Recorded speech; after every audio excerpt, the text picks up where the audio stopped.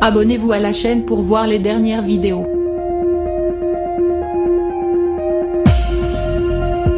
Tokyo 2021 c'est fini. Les amateurs d'Olympiade ont sorti leurs mouchoirs et se demandent déjà comment occuper les prochaines semaines de cet été aux accents automnals. Pour la France, le bilan est mitigé, la moisson est bien moins importante que celle de Rio 2016. En recul avec 33 médailles soit 9 de moins qu'au Brésil.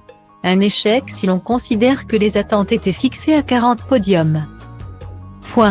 Cela n'a pas empêché l'Hexagone de s'enflammer pour les exploits de Jean Patry et ses coéquipiers ou de s'amuser de l'attitude du volleyeur et Erwin Gapet qui a semé ce dimanche 8 août la pagaille dans les studios de France 3.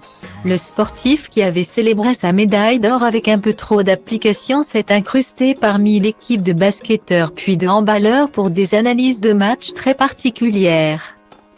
Constatant l'étendue des dégâts, la journaliste sportive Cécile Gray a résumé la situation avec autant d'humour que de lucidité, estimant que pour l'heure le sportif était surtout médaille d'or de l'apéro.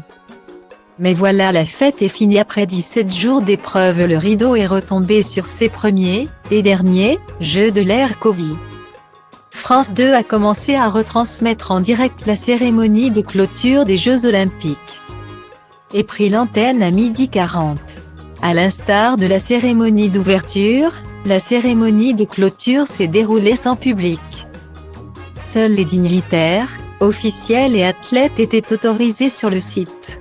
Tokyo avait pensé à marquer la passation avec Paris qui sera la ville hôte des prochaines Olympiades en 2024. Et une jeune chanteuse japonaise a entonné avec enthousiasme l'hymne à l'amour d'Edith Piaf. Si certains ont été conquis par la version ska du classique de la môme Piaf, certains ont tout de même été surpris de ce choix avant-gardiste.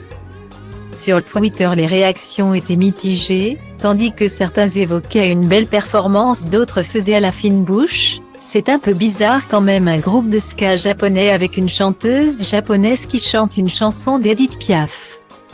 Je sais que c'est un clin d'œil aux prochains Jeux qui auront lieu à Paris, mais c'est un peu surréaliste. On aurait pu avoir Super Mario des tubeuses qui aurait fait des prises de catch à Godzilla. On aurait pu avoir Perfume lancer Naruhito sur un bras géant dans l'espace comme dans Danganronpa. Mais on a des gens qui errent au hasard sur du Edith Piaf ska. Une reprise ska de Piaf. Je l'avais pas sur mon bingo loto de cette année, la reprise ska d'Edith Piaf par une artiste japonaise, j'avoue je ne m'y attendais pas. Du Piaf chanté par une japonaise en français sur un rythme ska, ils nous auront tout fait nos amis nippons parce que tous les goûts sont dans la nature, on vous laisse juge.